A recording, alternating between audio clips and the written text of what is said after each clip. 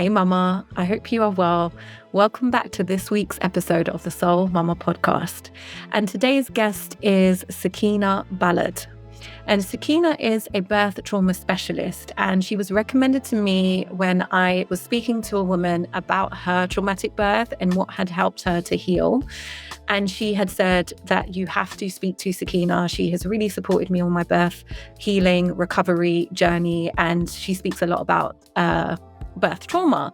And I remembered that me and Sakina had actually spoken at a conference way back in the day. And I was like, yeah, let's bring this conversation to the podcast because it's a foundational, important, key topic when we are talking about the entryways into motherhood. There is going to be something about your birth that perhaps didn't go to plan. And it doesn't have to be severe trauma in the ways that we've been encouraged to perceive, but even just being told to push when you didn't want to push, or being asked to move when you didn't want to move, or anything being denied that didn't go according to your wishes, that to me considers a trauma in the birth time, right? So we really get into what birth trauma actually is and what it isn't, how to know if you've got it, why it affects Black and brown mothers specifically, how to navigate the system when you're trying to reconcile what's actually happened in your birth, different ways to honor your birth story, the type of support that is available, resources and steps that you might begin to explore if you are looking to heal from birth trauma. So I have to say that there is a trigger warning, but in and of itself, I almost don't want to put that trigger warning on it because I feel like this is a conversation that we have to face. Yes, it can be heavy. Yes, it can be tender. And if you're not ready for that, then of course, do what you need to do to care for yourself. But we need to be able to face the importance of healing our birth stories and healing from any trauma that arose during our birth. So I hope you take a moment to really sit with this one, be gentle with yourself, and I can't say enjoy, but I pray that it's useful. Welcome to the Soul Mama podcast, Sakina. It's such a pleasure to have you here. Oh, it's so wonderful to join you. Thank you for inviting me. When I was thinking about this season of the podcast, I really wanted to create conversations that would offer real healing for women and mothers so that each conversation would give them a kind of guiding light of hope, that there is things that they can do to move through the things that they may be struggling with. And in the work that I do, birth trauma comes up time and time again. Whether women are conscious of it or not, I can see that it's been a wound that a lot of mothers are carrying. And so I was thinking about who I could bring on to deep dive into this topic. And you came to mind because I know you've been working extensively in this area. So it's a real pleasure to have you here to speak on this topic. I would love for you to begin just with an introduction of yourself and to the work that you do. Thank you. I'm excited to sort of share this conversation with you. So I'm Sakina Ballard, and I'm a mama of two, actually. I'm a mum of two boys. And a lot of my work is around supporting women to sort of, I suppose, unravel their stories, especially when there's complexity and where there's been some pain, and then supporting them to find a path that feels more authentic, more centered for them. And I've come to this work starting through my own experiences. So I had my own sort of lived experiences of my two boys being born. And that really fundamentally changed a lot of my perceptions around birth, around motherhood, around mental health, all of those things that become linked. And I just became really fascinated with the topic. So I went away and I trained as a birth educator, as a hypnobirthing teacher. I became fascinated with birth trauma and what happens to women and birthing people after they've had these experiences around birth. And then trained as a coach and had lots of different therapeutic trainings in that too. So my work has become really a kind of amalgamation of that. First, that, I think what spurs a lot of us on is that experience that we have ourselves, and then has just sort of taken me on a bit of a path of exploration, but also a deep respect and fascination for people who go through this journey and how to support them to come through in a way that feels nourishing for them. Thank you for sharing that. And I'm sorry to hear that your experiences into motherhood felt like they were traumatic. Obviously, it's the catalyst for many of us to get into this healing work, creating the things that we really need. But it's a staggering statistic that over 45% of women who go on to have children are experiencing what is termed birth trauma, right? And I don't know about you, but for me, that statistic was like, how are half of the women who go on to deliver children experiencing this as traumatic? So I just wanted to begin there. What is birth trauma and why are so many women experiencing it? Yeah. So I think this is something that I think is a first sort of bit of these conversations to unpick, because, when we think about birth, sort of the societal narratives around birth, a lot of people already hold, I suppose, the idea that birth is somehow difficult, inherently sort of traumatic. And I think that can really invalidate somebody's experience that they're then having, but it can also lead to a lot of doubt and fear in the lead up to birth. The thing about, I suppose, birth is that it's really complex. In the sense it's that, a process that happens that should be in many ways fairly straightforward. But of course, we're complex human beings, and all of our sort of rich tapestries go into birth with us. So our pasts go into birth, the stories of sort of the women who've birthed before us go into birth. And often as well, the thing that we don't really learn a lot about is that we're birthing in systems that are often inherently traumatized, inherently struggling themselves, that aren't taking care of the people that work in them, often women. A lot of midwives are women. So we're often having, traumatized systems, traumatizing women, then asking them to support women through this really massive transition through birth without really giving them that grounding, that information, that one-to-one connection, because it is such a powerful space. But it is also an incredibly vulnerable space, and we need that human connection, that human sort of safety more than ever. And I think that is one of the kind of really difficult things about birth trauma, is that it's so often left with the individual, but it's so much bigger than the individual as well. So there's sort of two, I suppose, things about birth trauma. Around 25%, sometimes a lot more, as you say, 45% of people who birth will experience their birth as traumatic. And that is staggering, because that says that actually fundamentally people aren't feeling safe during this transition. Yeah. 100% agree. And I think that safety we think of as environmental or physical, based on the people who are in the room or the environment or the setting. But actually safety begins like in the physiology, I feel, of the woman. And so much of that can be impacted by a lot of the things that you mentioned: associations with birth, expectations of birth, other people's stories of birth, your own birth, your mother's experiences of birth, how safe you feel or not in the relationship that you have, how convicted and resourced you feel to actually go into the role of being a mother. And that's why so much of the work that I do with women pre-conception is about unpacking and untangling all of those layers, so that when they call in the spirit of their children, they're doing so in a clear vessel that isn't so compounded by all of these layered traumas, right?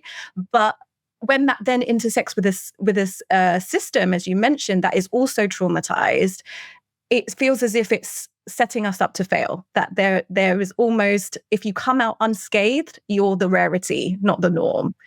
And so I wonder if we could actually give a definition to what birth trauma is and how women might know if they've experienced it. This is why there's sort of two aspects, I suppose, to some of those statistics as well, because, we know that a staggering number of women and birthing people experience their birth as traumatic.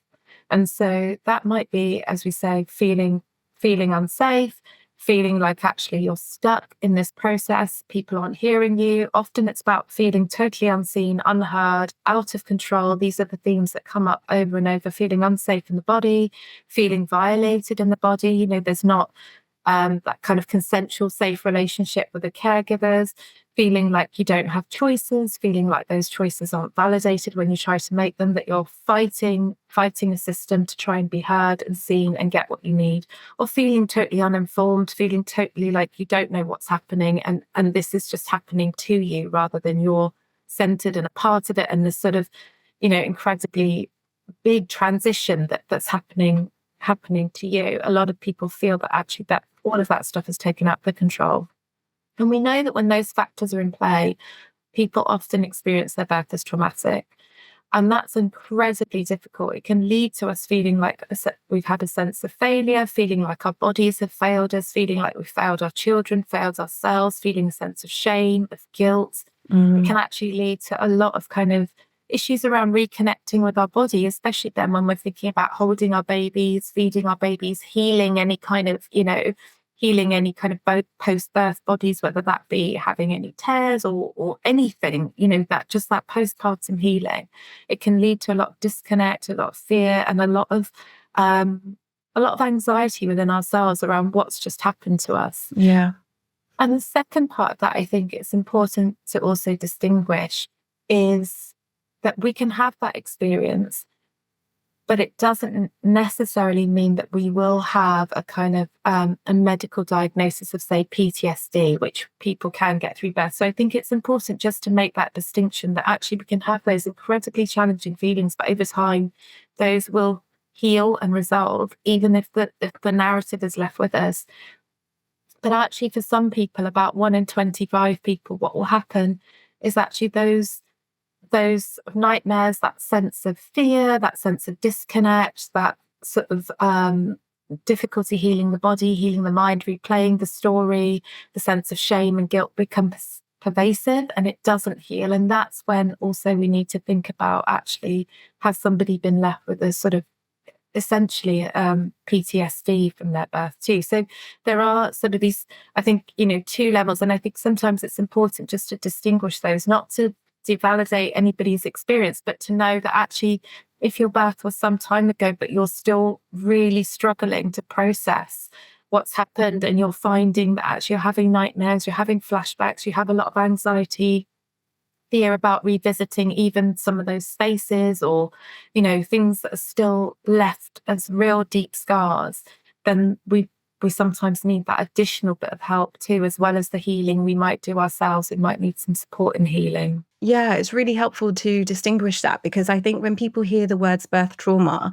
they associate it perhaps with something that has gone really wrong with the mother or the baby. So, in the tragic cases where there is a stillbirth, or where there is some kind of negligence or something that happens to the baby or the mother physically, that's kind of what I feel a lot of people associate birth trauma as being. And we don't often also include the more nuanced, subtle kind of situations where women have felt violated, or they felt out of control, or they felt unseen, unheard. And because they've walked away so-called healthy and the child is healthy, they've been told, and they start to believe like, oh, okay, well, I kind of got away. Like I got away unscathed, or I'm grateful, or I'm actually blessed because I was saved by, the practitioners who are supporting me, and my baby's well and I'm well. And therefore I don't get permission to use the language birth trauma to describe anything that happened around my birth. And you were describing, some of the symptoms of PTSD, which I can definitely see that women would potentially not even reconnect back to the birth sometimes, because sometimes what I notice is that there's a real disconnect. It's almost like there's a compartmentalization that's happened, and there is a suppression of all of that emotion around the birth that may have been negative, and there's a need through survival to just keep going, keep pushing through, keep persevering. And when you talk about the birth, or you ask about the birth, it's just kind of like, oh, I'm just not even going to go there. Let's just not even go there, because I haven't got the capacity to revisit it in a way that feels safe. And so there's also almost like a numbing or a disassociation that is happening. So I wonder if you can speak a little bit to that, because it might not be that they're experiencing that severity of inability to move through their day or move through their relationship with their child, but there is this kind of suppression that's happened at a deeper level that has just pushed it to a deeper place.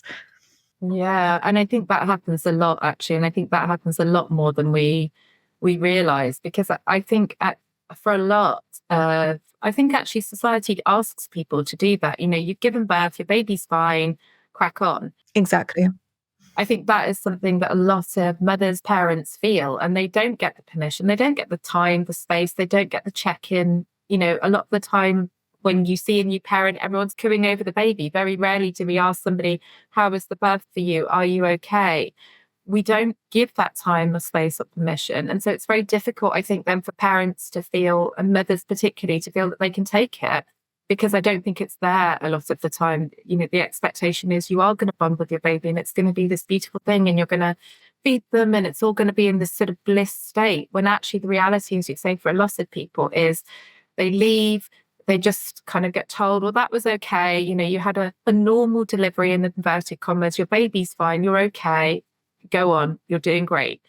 And actually, mothers are doing it, they're doing amazingly, but it doesn't mean they feel supported and it doesn't mean they feel okay. And I think that's a really important distinction. Just because you might be coping and getting through doesn't mean that you're actually all right. And as you say, a really big part of that is how much we can touch those stories. And avoidance is a really, really big thing that we'll see. So even if we have a kind of more extreme example of, a birth trauma, we'll see avoidance in different ways. People avoiding going back to the hospital, people avoiding talking about the birth, people avoiding maybe even appointments because they don't want to be reminded of it, because as you say, there's no capacity, there's no safety to hold all the emotions, all the stories to actually process, let alone hold, to even acknowledge. And I think if we find ourselves in that space, it's actually quite difficult, because inherently we may not have had the time or the space or the people to process with. And so it becomes a bit catch-22 if we find that we are suppressing, bottling, compartmentalizing, putting on our mask, we're a great mum, let's carry on. Then often it's because maybe we haven't had those safe people around us to explore that with. Maybe we haven't had the time, the safety, the kind of space to be with ourselves in a way that we can allow what can be a bit of a Pandora's box, because birth trauma might be one part of that, but often what we also know is there's a lot of other things that are connected to the birth trauma, so that when people are experiencing their birth as traumatic, it's often because there's other things that have perhaps gone into birth with them, other experiences, other memories, that actually also they might have experienced as traumatic and have that way of coping. So I think it's really important to sort of hold that with compassion as well, because often we place a lot of responsibility in the individual. And actually, when people are avoiding things, it's often a sign that they're not in a space that they feel, or with people they feel they can open up with yet. And so I think if we find ourselves, and we notice that in ourselves, I've certainly noticed, times in myself, let's all be honest, that I can't go somewhere, right? Whether it be about birth or whatever, it doesn't matter what it is. But actually, if we notice that in ourselves, that can be a really nice time to pause and kind of go, what do I need right now? Because actually that might give us an inkling that we need more time. We need some safe people. We need someone who maybe we go to see one-to-one, who's just going to hold that with us safely, slowly, and allow us to unravel it. Maybe we need a bit more support from outside, so that actually we're not constantly trying to contain and move through. Yeah. So if we find that in ourselves, I think it's often a chance to actually to be compassionate. But certainly if we're finding it in our friends, in mum groups, actually, we might be talking to someone in a mum's group or a play group and notice that actually it's an area they just can't touch, or we notice they're avoiding certain things, then that might be a chance to, if we feel, we've got enough capacity in ourselves, to just ask them, how are you doing? And to gently offer them that sort of safe relationship that they might be able to open up some of that story and some of that pain too. Yeah. I feel like there is a really big piece around telling the story of the birth. And so often we don't have a ritual in our society or in our culture that allows us to honor what actually happened, whether it went gloriously or not. Like there isn't any holding when you get your health visitor checks. It's all about the baby. There isn't really any space of how did the birth go for you, with all of the emphasis that there is on kind of pre-birth preparation and hypnobirthing and the services and, the potential for women to really prepare for birth if they so choose. There isn't anything after the birth to kind of integrate what actually happens. And so one of the things I do with women is really encourage them, whether they do it with me or with their partner or on their own, to start to write the story of their birth from their perspective, noticing the things that they have blanked out, noticing the things that were most visceral for them at particular points, and then perhaps having a space to share that with someone who was present, so someone who was able to be witnessing that birth, and to almost sense check, like, this is what I was experiencing at this time. How did you experience me at this point? And often partners or birth partners or whoever was in the room can almost fill in blanks that we've almost checked out at certain points. And they can say, when I could see that you were in a different place, and, together you can almost craft a fuller story around the actual events of what actually happened, as well as your internal experience of what was happening. And then I also invite women to kind of rewrite that in a way that not denies what they've gone through, but allows them to kind of take back control in places. So, for example, I had a woman who, she was told to push and she knew she didn't want to push instinctively at that point. And she was like, no, I need to wait. And she did what she needed to do and she went to sleep. And then she came back and she had the energy to do what she needed to do. And I was highlighting back to her, reflecting that was a moment of power. Even though in your mind you've processed your birth as a disempowering experience, there were moments in there where you were in your power, where you did use your voice, where you did speak up, where you did say what you needed. And you have to honor that. So speak to me about birth story and birth story rewriting. Yeah, I think it's really important actually when we think about our stories, which particularly when we've experienced them internally, we can forget often, we can neglect the parts of ourselves that were incredibly present, incredibly resourceful, incredibly strong, incredibly able to stay with something. And often we are our worst critics, as well as experiencing and thinking other people think things about us. Often we are actually really hard on ourselves, and we can forget to give ourselves that kind of validation of what we have done. And I think that's a really important part of any kind of story processing, is really seeing the bigger picture of the story that we might not be able to see for ourselves. And I think in terms of birth story processing, I think it's wonderful when we can speak to our partners, maybe kind of have that collective conversation, have a collective narrative. And I think it also depends what they've experienced too, because often if birth has been difficult, then if our partners or people who are birth partners, whether that be our life partners or, somebody who's safe with us that we've invited into birth, they might have also experienced their own external visceral trauma or challenge through that experience. So I think when we do that, we need to also sense check with each other how safe we feel.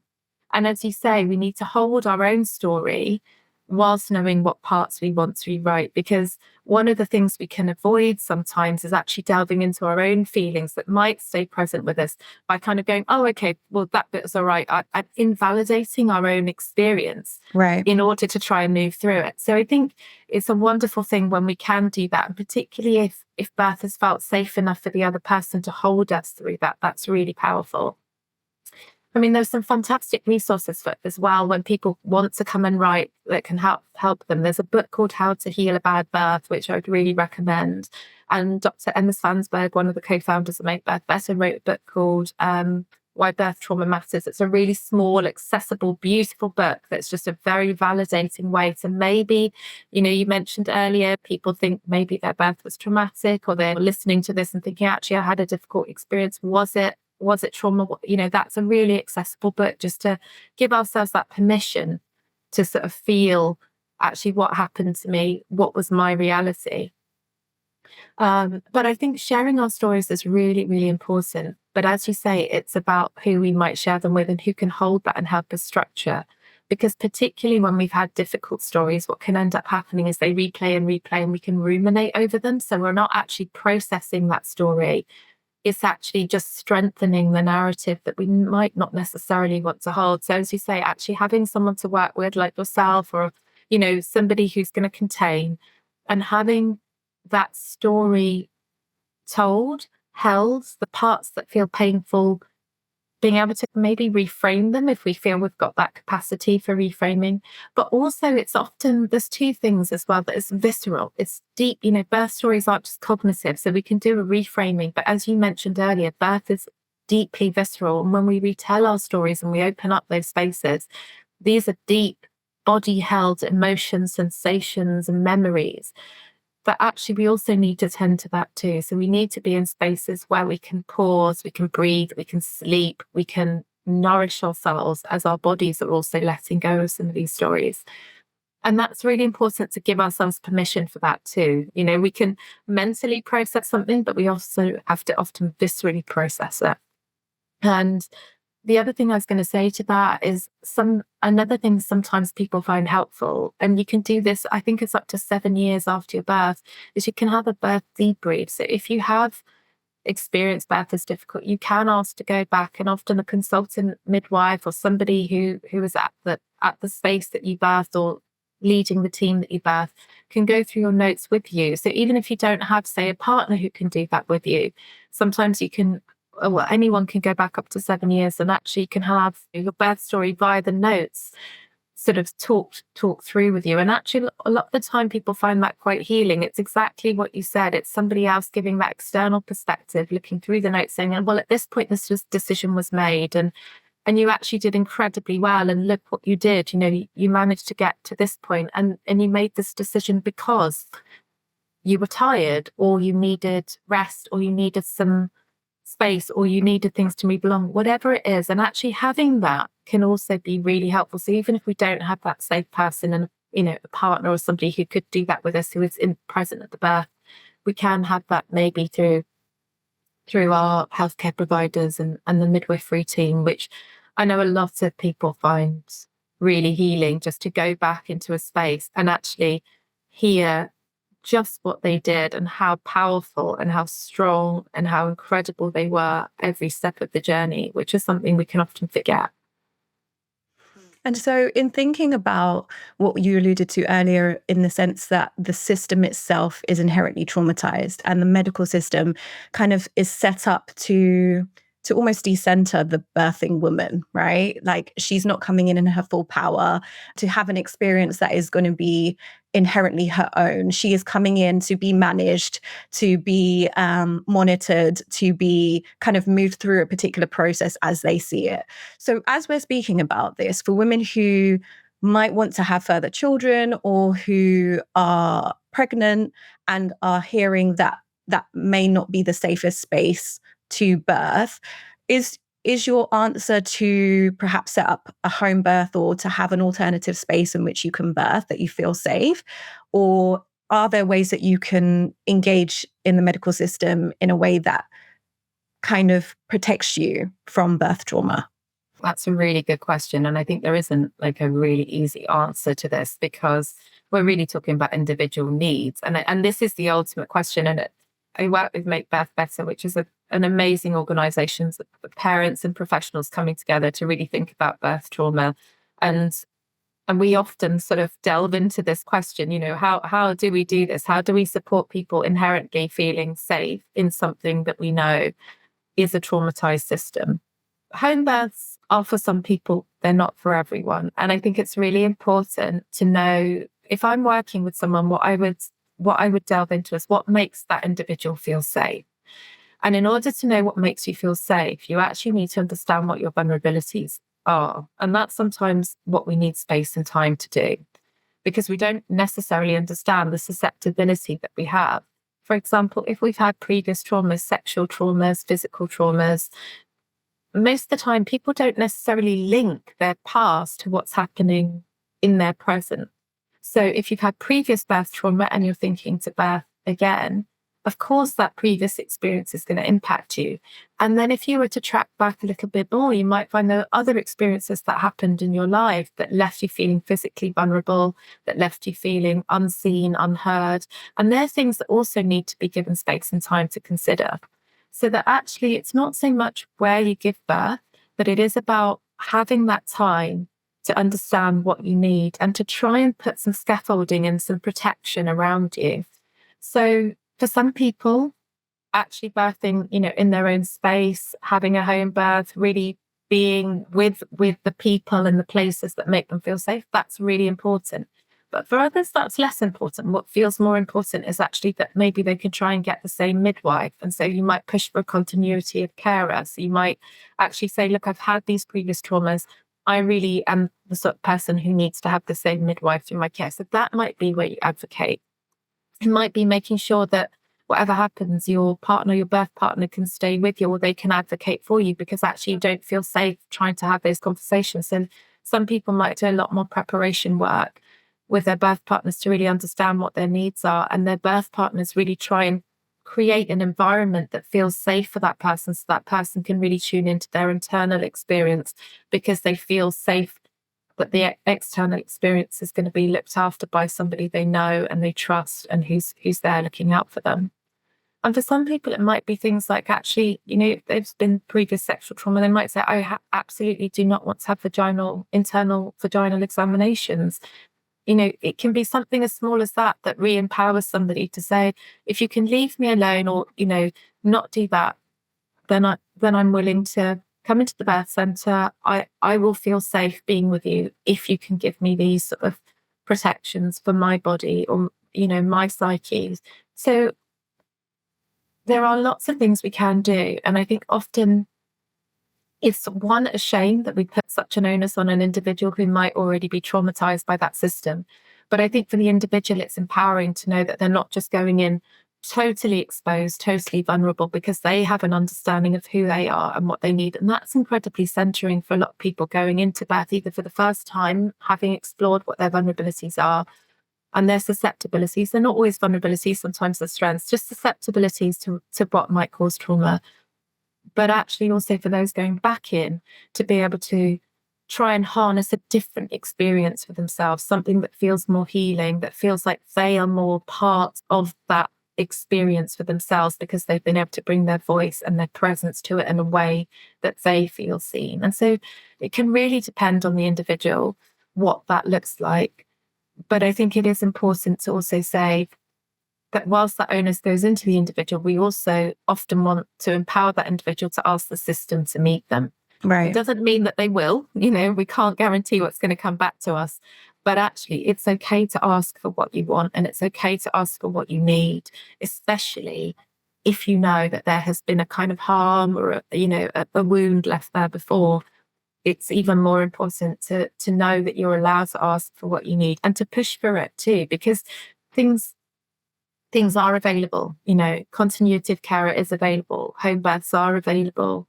It is possible to not have to have continuous fetal monitoring. It is possible to move around if you need to. So even if you want to have an epidural, to have a mobile epidural, all of those things are possible. And sometimes it's about knowing that they're possible, so that we can push for them and we can ask for them, because that's the thing that's going to feel important to us. And I think a lot of the time it's about being given the permission to do that too. And that's where we might need a little team. So then we might have, somebody we're working with who gives us that kind of encouragement that we're allowed to do that. We might have a doula with us, because actually we know that they're going to maybe know that system quite well. They're going to be able to get their elbows out and create that protective space. It might be, having our partner and a friend that we really trust, because we know that friend's been through this, and they're going to be able to work with our partner to really kind of give us the numbers that we need to feel like I've got my team around me. It can be different for everybody, but it is about tuning into what I think you need and understanding what your susceptibilities are. And that can take a bit of time and preparation, as you said before, and actually even preconception. That's an ideal time to really start to think and look at these things. Yeah. Having heard what you've just shared there, this real need to have an awareness and to have an education around what the landscape is at the moment around birth, and to know your rights and to know how you can navigate that system in a place of power. Because a lot of times we have this language and association of, asking for permission, or, trying to push back against things that have been placed on us. But actually, I think centering us as the women who are the ones birthing, we are the ones who have the power, we are the ones who give the consent, we are the ones who have the authority. We get to say, this is what I want, this is not what I want. And that shouldn't be in the midst of birth, when you're in an altered state where you might be really fatigued, where you might be experiencing really intense sensations. And then all of the visions that women have sometimes go out of the window because they're like, okay, I'm here and I'm being bombarded by this pressure. I'm just going to fold because I'm being told that this is the safest thing to do for me and my child. And so I really want to encourage women who are perhaps at that stage of considering, their choices around what would make a safe birth for them, to really take up that seat as being in the position of power and authority. And I can speak to that in my own personal experience for when I had my son, because I was deemed high risk because I'd had a postpartum hemorrhage of my daughter. The home birth that I'd planned was not being supported by the midwife team. And so they put so much fear into me and my husband around, you could leave your child an orphan if you have this choice and you decide to have a home birth. And I was left reeling after these appointments, because I was like, there's nothing in my physiology that's telling me that I don't feel safe. Like I know the risks. I'm an educated and informed woman. I'm preparing myself and my mind and my body and my spirit. I'm talking to my baby every single day. Like, I believe in my capacity to birth well. So I had to have several meetings with the chief midwife and the head of the maternity services, and literally writing out my birth plan line by line, saying, I don't want any intervention unless there is reason or signs of an emergency or some kind of situation occurring. Please allow me to birth in my natural way. And it was remarkable that I had to do all of that. I literally had to sign things saying, if anything happens, it's my responsibility, and the hospital wasn't going to take responsibility. And it brought up a lot for me, because I was like, am I making a wrong decision here? Like, everything is seemingly against me. But I persevered and I stayed on my path, and I birthed my son healthily with no intervention, with no bleeding, which was this major concern. And I went back to her and I was like, we had like all of those meetings. There has been none of the things that you've spoken about. Can you record this experience for other mums like me who are asking for the data and the statistics? And she was like, oh, you're right. We don't record births like this. We don't record it anywhere. And I was like, so you're ready to come to me with all of the data of what can go wrong, but you're not recording when it goes well. So you're not actually giving women a really informed picture of what happens when they take choices that are not what you prescribe. And so for me, it was really empowering to kind of walk through that journey in my power, to recognize that just because they're the ones who are giving themselves the authority doesn't mean that they're the ones who know what's best for you and your child. And so I just want to encourage women who are, considering what they're going to do, to really just go within to what helps you make those decisions, to feel safe, to feel in your power, and to feel like you are the one giving consent to them, not that you're asking for permission.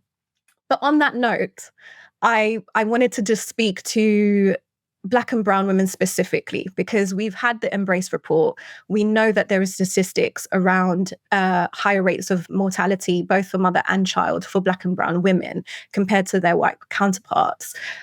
Why are Black women more predisposed to birth trauma? I think this is a really important question to address, that actually this is not about anything inherently in Black or brown women. This is about systems and institutions, and the way in which actually we don't really listen to Black women. We don't really listen to brown women.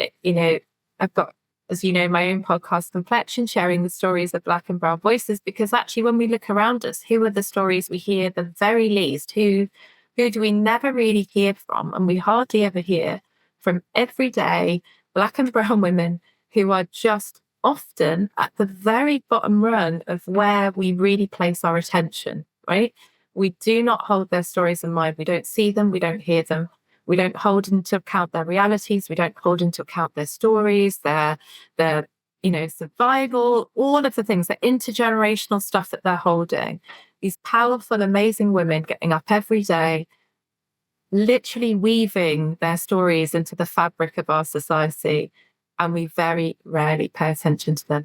So when we think about all of those things that we were saying about, what can contribute to birth trauma, that feeling of being out of control, people doing things to us, not being seen, not being heard, prior susceptibilities that we may have had, like previous traumas, intergenerational traumas, like what's happened in the bodies of the women who come before us, because that gets passed through the generational line, right? And then we go into a space that very rarely do we see any kind of, medical research done on Black or brown bodies. And that the research that has happened has inherently left distrust and trauma generationally. So I think they're the things that we have to think about. So when I'm working with, Black, brown women birthing people and thinking about birth, we are thinking about all the things we first spoke about. And then we're thinking about a sort of deeper aspect of what it means to really be safe in our bodies and to really hold our power and our voice. And actually, it's the challenge is, as the onus is, we actually ask Black and brown people to do a lot more of that work, because we have to do a lot more advocating. We have to do a lot more empowering ourselves to speak up, because traditionally, one, we're not heard.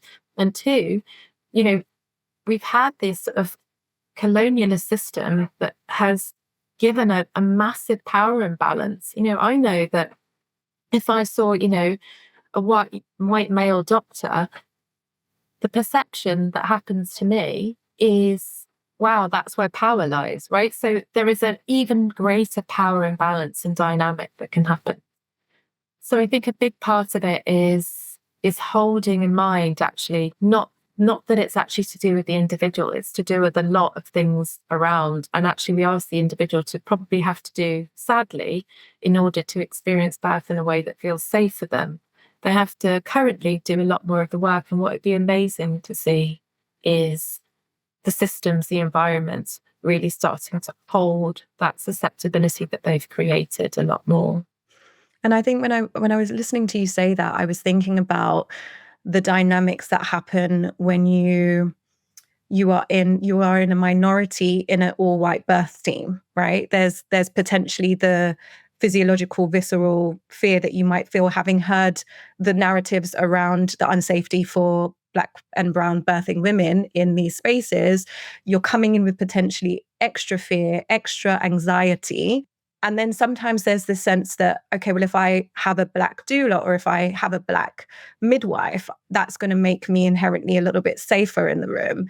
And then actually what we hear is that, unfortunately, because those Black women within the system are often overworked, overpressured, under-resourced, tired, fatigued, and there's almost like an internalization that happens where they perhaps are internalizing some of that racism themselves. Yeah. And that then comes out in a more negative way. So sometimes the potential visual safety of like, oh, I would like to choose the Black birthing professional to be in the room with me, can end up being more traumatic than if you didn't. And this is not to blanket statement or put blame anywhere, but it's just to really tease out the fragmentation that's happening at all levels within the medical system.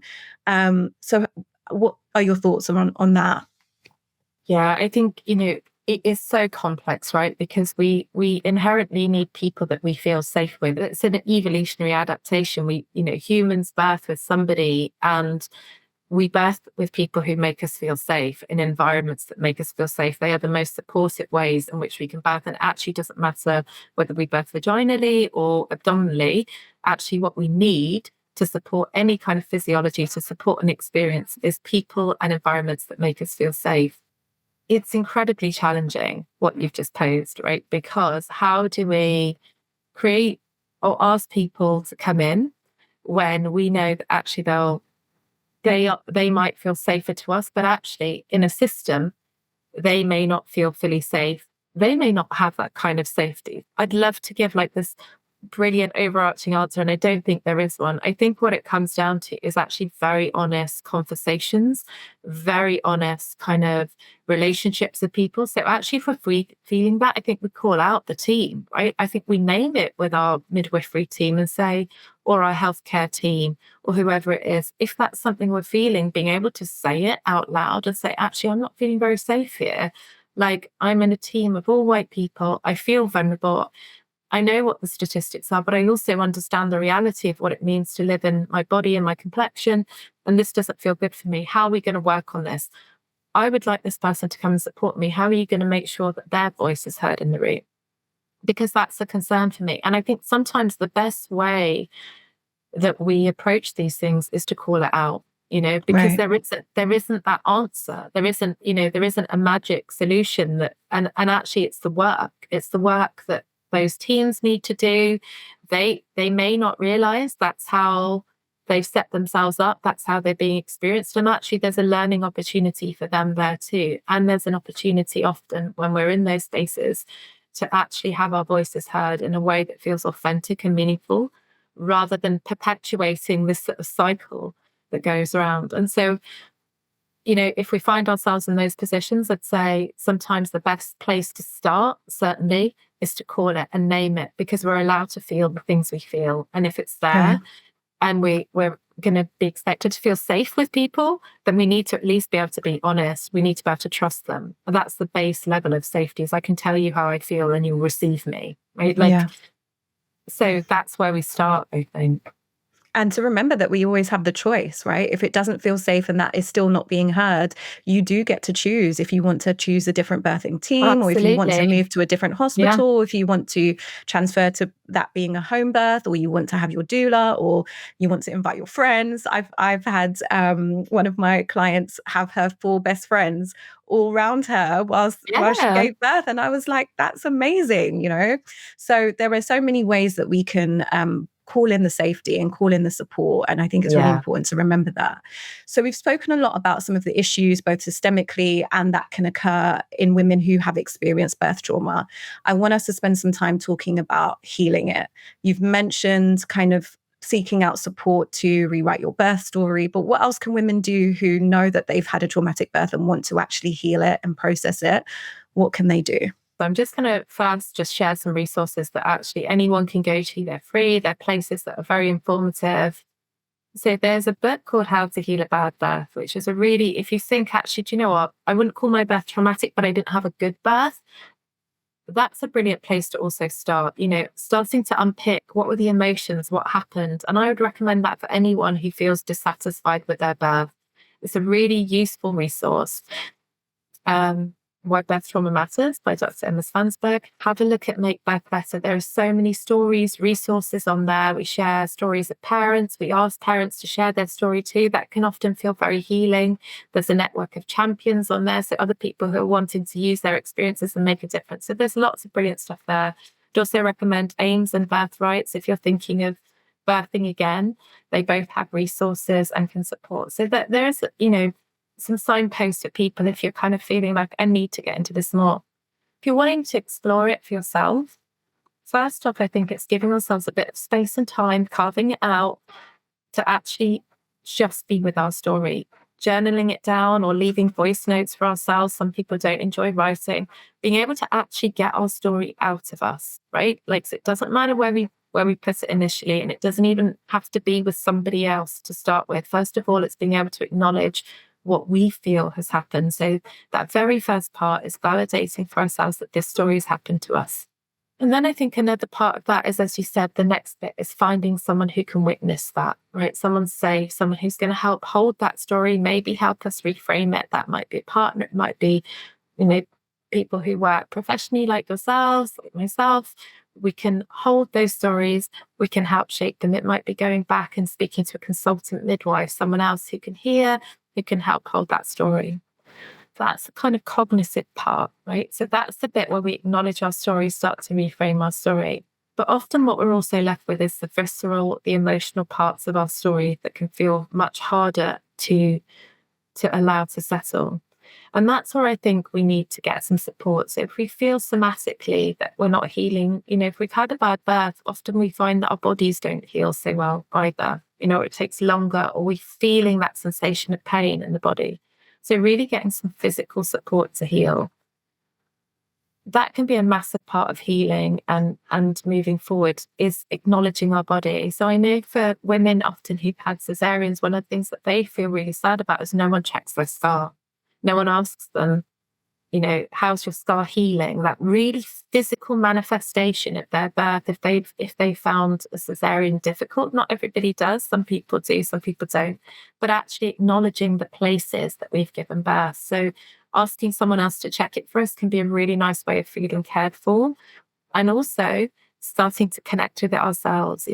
Scar massage, tissue massage can be a really nice way of just reconnecting with the body, a really important part of healing. It sounds really small, but actually just being able to touch the places that maybe we've given birth and make that connection for ourselves, allowing ourselves to cry, to feel those feelings as they come out. And then actually, often I think it's about allowing the emotions to exist too. So giving ourselves space. One of the hardest things I think with birth trauma particularly is that, unlike other things that might happen to us in life, where something happens and then we can maybe take a few weeks off work, we can try and process what's just happened, we've got people to talk to about it. When we have a baby, it's straight into the caring for the baby. It's straight into this new life, this massive adaptation. Often, we don't get time to nourish ourselves physically. We don't get time to sleep. We don't get all of the things that we know help us to heal readily available. Sometimes there's no one around us and we're sort of, doing a lot by ourselves or on our own. So actually, sometimes healing is also about healing those parts. So it's about going, do you know what, I matter?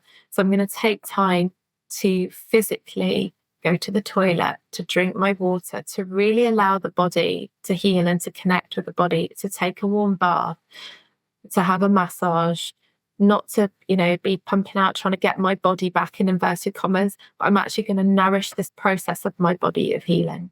And then it can be about finding safe people as well. So yes, we might work with somebody to process our story, but actually what we often need to heal after birth too is community. We need other parents, other mothers, we need other women around us often who can hold that space with us, who can validate that space for us and just find ourselves in connection. And I think the important thing to say is there's no final destination and it's not a linear journey. Often people feel like, oh, I did so well. I was like not crying about my birth. And then 3 months later, someone asked me something and these tears came to my eyes. What's going on? I thought I'd done it. And then healing isn't linear. It's deep and it's visceral and it's physical, it's psychological, it's spiritual. There's so many aspects to our healing. And I think giving ourselves permission to go on the journey, to feel our feelings, to check in with what we need and know that we are allowed to have those met. We're allowed to try and build networks, lives, nourishment around us. And often a big part of healing, I think, is being given the space to grieve and then being given the power to have the permission to have the things we really need. So I think there'd be the kind of two things. There's lots of resources we can do and find, but for everyone, it's going to be individual. But they'd be the two things, giving ourselves the space and the safety to grieve, and then the permission to, and the empowerment to give ourselves permission to get what we really need. Thank you so much for sharing this, Sakina. I know it's a really heavy subject and it can bring up a lot of emotions in women. When I mentioned I was doing this podcast, I was speaking to a woman at my yoga class who's in her 60s. And she was like, oh, what do you mean by birth trauma? And I said, anything that felt like it was too much to bear or it was not the way that you planned. And she was like, oh my gosh, like, my son's 36 and I really believe I've just recognized that what that was traumatic. And I was like, wow, you've been operating in the world for 36 years. So I think the thing that I'm taking from this is that it's never too late to begin to heal birth trauma, that there is hope, that we can heal it and that we can call in the support that we need, and that there's a lot that we can do to allow our bodies to feel safe again, whether or not any of those external things are in our control in terms of community or partnership, but even just loving touch to ourselves, loving words to ourselves, honoring our body, honoring the journey that we've been through, finding ways to pour into ourselves lovingly and with grace, to forgive, the trauma that has happened in a way that gives you compassion and space to move forward. So thank you for sharing all of these resources. I like to ask all of my guests at the end, what's one thing you would love to gift to mothers? Gosh, there's so many. But if there was one thing, I think it would be self-compassion. To know that wherever we are in our journey, we are doing amazingly. We're here. We're showing up with everything we've got. And so often we can forget that with external judgments and other things, but actually to really see themselves in the eyes of love and self-compassion, I think would be one thing I'd love to gift to all mothers. Thank you. And for women who might want to get in touch with you and to find out more about your work, where can we find you? Yeah, so you can come and have a look at my website. So it's sakinaballard.com. I'm also on Instagram, just with my name, Sakina Ballard. And you can also find myself a whole load of amazing resources and support also on Make Birth Better around this topic. So if you do feel touched by this topic and you don't quite know where to go next, there's lots of things. You can have a look at Make Birth Better, and there's lots of amazing support and resources on there. Thank you. So I will put all of the links to everything that you've mentioned in our show notes. But for now, thank you, Sakina, for your time, for your energy, for your wisdom. And I pray that the women who are listening to this, who may have been affected, just recognize that you're not alone, that it's not your fault, and that there is hope. Absolutely. And healing is so possible. Thank you so much for having me come and talk to you. It's been a beautiful conversation. So thank you. It's been a pleasure. Thank you so much for listening to that conversation. It brought up so much for me in my own personal experiences of the 2 births that I've had, but also for the work that I've done supporting women through pregnancy, through their conception journeys, and into motherhood. Because at some point, we're going to have to face what happened in our births, even if they went, on paper according to plan, and we've come out healthy, our children come out healthy. To be able to have a space to unpack what didn't go to plan, I think is really important. And I'm so grateful that Sakina was able to do that with such delicacy and tenderness and give us so many resources as well. So everything that she mentioned, I've linked to on the show notes. So please do go and have a look at that on the website, which is www.soulmamajourney.com. Of course, you can check Sakina and her work as well. And if birth trauma is something that you feel like you are still navigating, be easy with yourself, because it's not a quick thing to glance over. And it's also not something that I encourage that we just suppress, right? We actually really need to take that time and space to be able to sit with and get support and process and integrate what happened in our births. So I pray that this has served you in some way to healing your own birth trauma. If you know anyone who has actually struggled with this, I really encourage you to share this with them too. And let's heal from anything that was traumatic in our births. As always, if there's any questions that you have, anything that came up for you, anything that you want to comment on or discuss with me, please jump over to Instagram at Soul Mama Journey, DM me, comment on this post, and let's continue the conversation, because it's a really big and important one. I appreciate you. Thank you for listening, and we'll touch in again next week.